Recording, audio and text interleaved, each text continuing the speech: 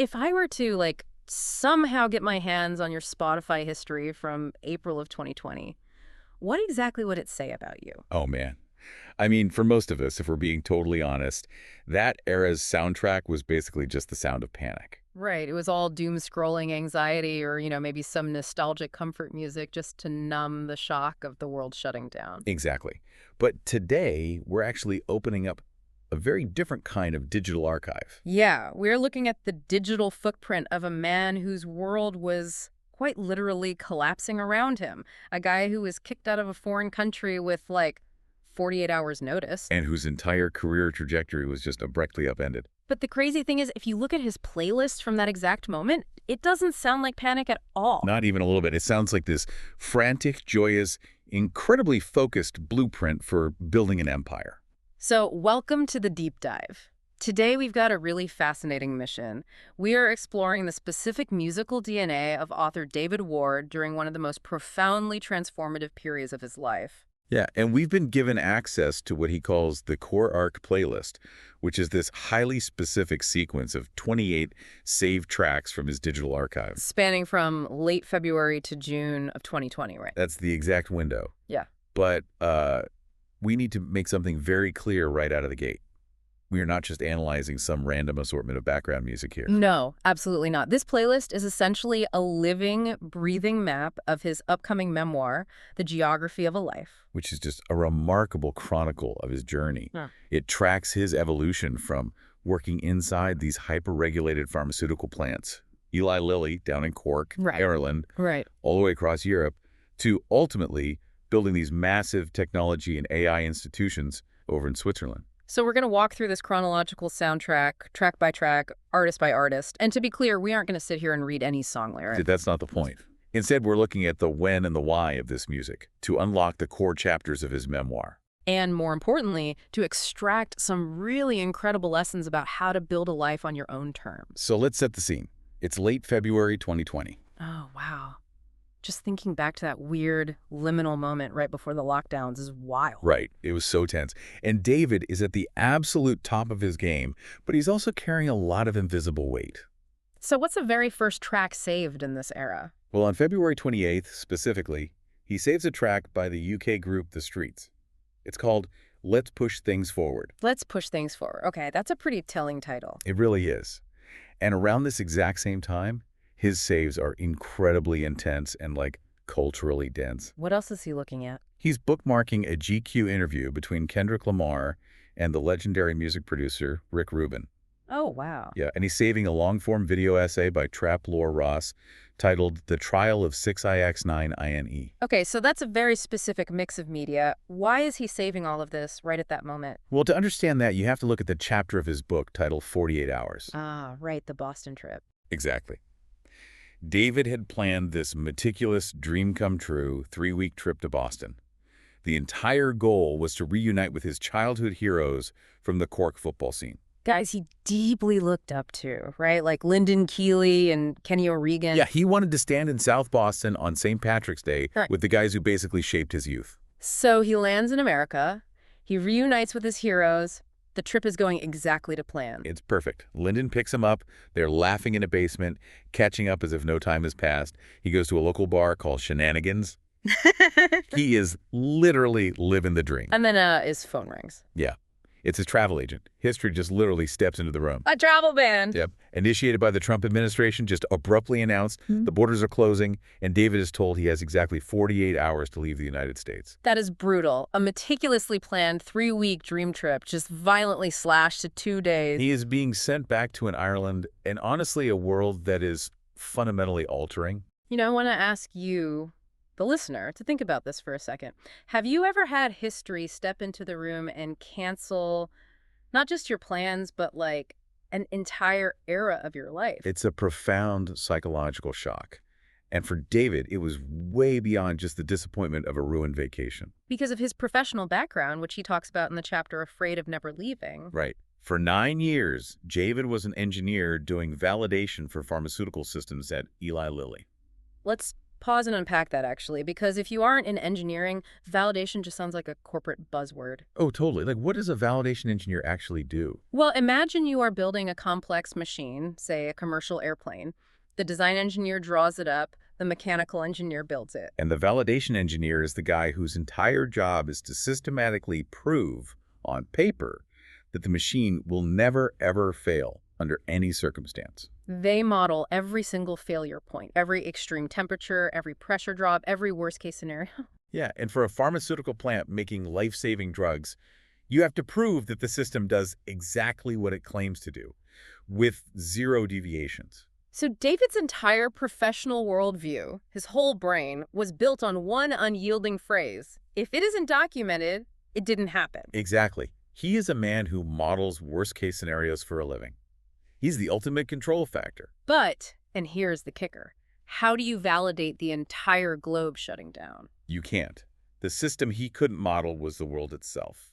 Suddenly, he is playing a game where the rules are changing mid-play. And for an engineer who relies on auditable, documented truth, having the goalposts move, like this isn't just annoying, it's existentially intolerable. The interrupted Boston trip was the catalyst. It forced this terrifying realization. Just like the title of that track from the streets he saved right before the chaos hit. Let's push things forward. Right, when the rules change, when the board is violently wiped clean, the only valid move left is to push things forward. But pushing forward is really hard when you don't even know how you are getting home. Which brings us to April 2020. The journey back and the global pause. Yeah, and the Quorum playlist shifts dramatically here. It creates this incredible sonic contrast. It really does. On one hand, you see him saving Andrea Bocelli's Music for Hope, live from Duomo di Milano. But right alongside that classical operatic performance, he is saving these heavy, pulsing tracks. Yeah, he's saving Wounds by the UK rapper Little Sims. He's saving an atmospheric track called Night Rider by Tom Misch and Yusuf Days, and Dennis Lloyd's track Leftovers. So why this massive contrast? Classical opera next to underground UK rap. Because it perfectly maps to the surreal juxtaposition of his physical reality, which he captures brilliantly in the chapter St. Patrick's Day Without a Parade. Let's talk about this journey back from the U.S., because there is so much dark comedy in this scene. Oh, for sure. Picture this. David is sitting in JFK Airport as the world is actively pulling up the drawbridges. JFK, which is normally one of the loudest, most chaotic hubs on Earth, is completely eerily silent. And who does David end up drinking with at an empty airport bar? A stranger from Northern Ireland. Which is objectively absurd. You have a Catholic from Cork in the south and a Protestant from the north. Historically, geographically, politically, these are two guys who are supposed to be divided by the deep, complex history of their island. But sitting in this apocalyptic silence, watching the St. Patrick's Day parades they were both supposed to be attending, simply vanish from the calendar. They realize something profound. The historical divisions of their island mean absolutely nothing in the face of nature shutting down the species. It's a moment of really dark, unifying humor. So David endures this grueling 60-hour transit.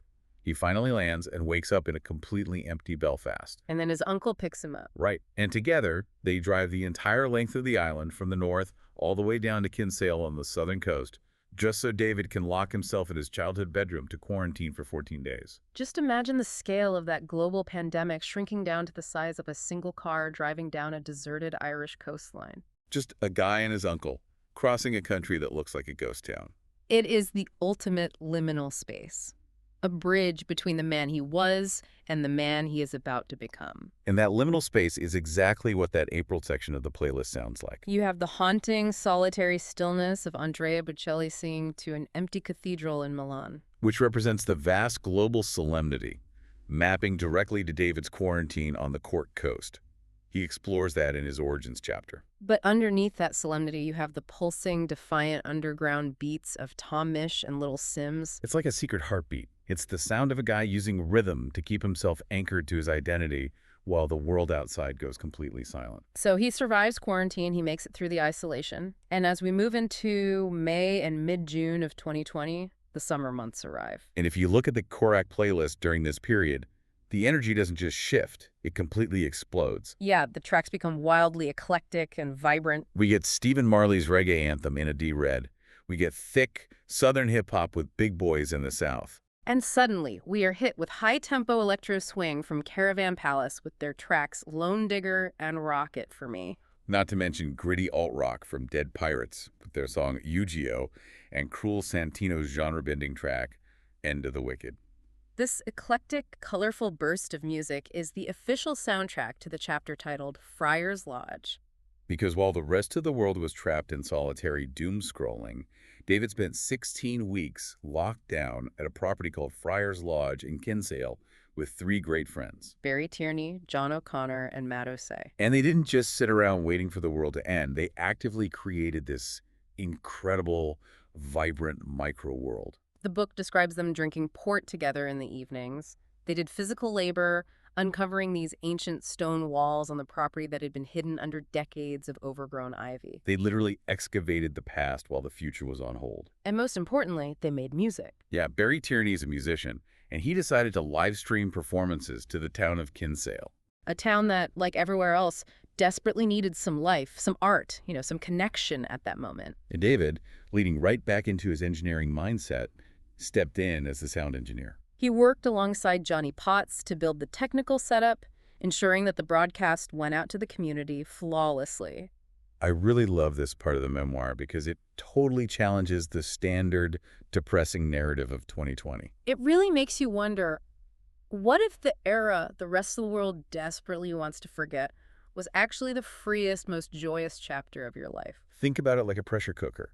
The intense, terrifying isolation of the lockdown on the outside actually forced these four friends to generate their own heat, their own culture, and their own joy on the inside. This playlist, with its bizarre mix of electro swing, deep southern rap, and reggae, it sounds exactly like a bunker that somehow managed to keep all the color and vibrancy of the outside world trapped safely inside. Which raises a massive foundational theme in the book, the idea that friendship became its own kind of shelter. This period at Friar's Lodge wasn't just a fun distraction from the news, it was the psychological bedrock for his future. Yeah, in a later chapter called Live Spaces, David connects this exact summer to his life's ultimate work. He realizes that his purpose is to build spaces, whether they are digital platforms, knowledge architectures, or physical communities where people don't have to face the hard parts of life alone. The rigid engineer who left his job because he was afraid of never leaving basically transforms into an architect of belonging. Solitude didn't make him a hermit. It gave him the blueprint for how to build communities. Which brings us to the final and undoubtedly the most revealing segment of this deep dive. We are looking at late June 2020.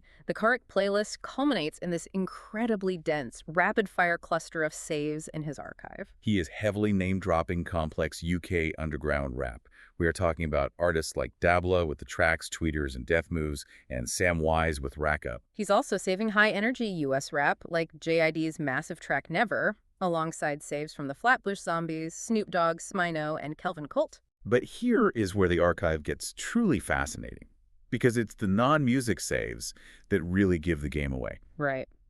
Interspersed with all this heavy, gritty rap, David's digital footprint shows him saving stand-up comedy specials from Dave Chappelle. He's clipping segments from the Joe Rogan Experience.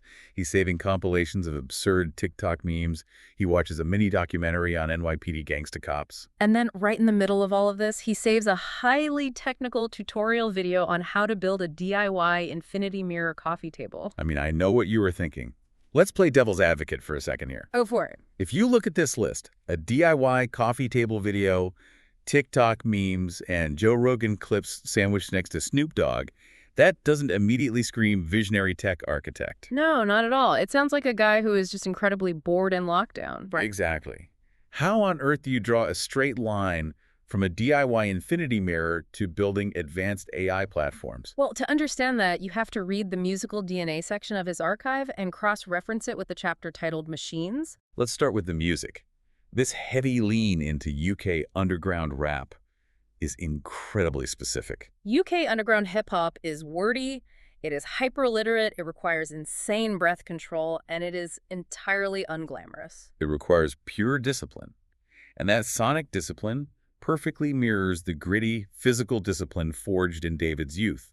which he writes about in the Machines chapter. Back at Pear Calm in Cork, David and his oldest friend, Brian Coughlin, used to put themselves through these brutal 90-minute training sessions under the freezing streetlights. No crowds, no glory, just repetitive, exhausting drills. They literally call themselves machines. So that heavy underground rap in his playlist is the sonic equivalent of that grueling, unglamorous discipline. But what about the comedy, the documentaries, and that bizarre DIY infinity mirror coffee table video? That is where the true mind of the author is revealed. That is the mind of the founder. Because think about the psychology of a maker. A consumer listens to music to pass the time. A builder dissects things to see how they work. This late June cluster isn't casual listening. It is a maker's reference shelf. When you zoom out and look at the totality of his digital archive, David has curated 49 highly specific, meticulously themed playlists. He's cataloging audio, humor, technical tutorials, and cultural commentary. The instinct to gather these disparate tools, to figure out how an infinity mirror creates an optical illusion, to understand how a comedian structures a joke, to analyze the cadence of a UK rapper, is the exact same instinct that leads him to build governed knowledge zones. And again, let's clarify that term because it's central to his later work. What exactly is a governed knowledge zone? Well, think about the regular internet. It's a chaotic, screaming bazaar where anyone can upload anything, and truth is constantly competing with noise. A governed knowledge zone is the exact opposite of that. It is a highly structured, heavily fortified digital library where data is meticulously verified, categorized, and strictly controlled. It's a space where information can actually be trusted. And the mind that obsessively organizes 49 playlists to map the eras of his life is the exact same mind that eventually builds A-Ward publications. It is the same mind that architectures tech platforms like Davidos over in Switzerland. The archivist who saves the music, the sound engineer who broadcasts his friend's songs, and the tech founder building AI frameworks, they are all the exact same man, practicing the same skills at different scales. So what does this all mean for you, the listener? Yeah, think about your own career, your own habits for a second. How much of what you do every day is just playing by a set of inherited rules, just like David was doing at the pharma plant? And more importantly, if someone looked at the random assortment of things you saved in a single week, your Spotify likes, your YouTube history, your browser bookmarks, would they see a passive consumer just passing the time? Or would they see a builder secretly gathering the raw materials and tools for their next act? Our digital footprints aren't just diaries. They're secret blueprints. The Kierkegaard playlist wasn't just background noise to a pandemic lockdown. It was the scaffolding. It was the sonic architecture of a man actively gathering his strength, figuring out his values, and defining his own standards. That time on the coast, anchored by his deep community at Friar's Lodge, working the soundboard, listening to the streets and Tom Misch and Dabla. It was the deep breath. It was the vital pause before he dropped the weight of his old life entirely. Because immediately after this era, David does something extraordinary. He packs a single bag, he leaves the safety of that beautiful community in Kinsale, and he travels to Spain to walk the Camino de Santiago. He walks 995 kilometers across Spain. And on day one, realizing his pack is too heavy, he literally drops his tent, the ultimate symbol of carrying your shelter on your back, and decides to just walk, trusting that he will find what he needs along the way. He walks until he sheds the inherited life completely. And eventually he boards a train to a completely new existence in Switzerland, ready to build those platforms, those communities, and those governed spaces. This incredible trajectory is exactly why The Geography of a Life is so much more than just a standard memoir. It is a vital marketing tool for the human spirit. But more importantly, it is a literal blueprint. It is a practical guide for how to stop living a life you simply inherited from your environment. It shows you how to raise your own internal standards, how to endure the terrifying moment when the rules change mid-game. And how to start building structures, whether that's a technology platform, a publication, or just a fiercely loyal community of friends that will outlast you. We highly recommend picking up The Geography of a Life. It will fundamentally challenge you to look at your own geography. It will make you question the places, the people, and yes, the playlists that have established your current standards. Which brings us right back to where we started today. I want to leave you with a final provocative thought to mull over. When you have a moment, open up your own digital archives. Go back to your saved songs. Your liked videos, your obscure bookmarks from 3, 4, maybe 5 years ago. Look past the literal titles of the tracks. Look at the clusters. Look at the strange juxtapositions. And ask yourself, what invisible transition were you preparing for without even knowing it? What tools were you secretly gathering long before you ever knew what you were going to build?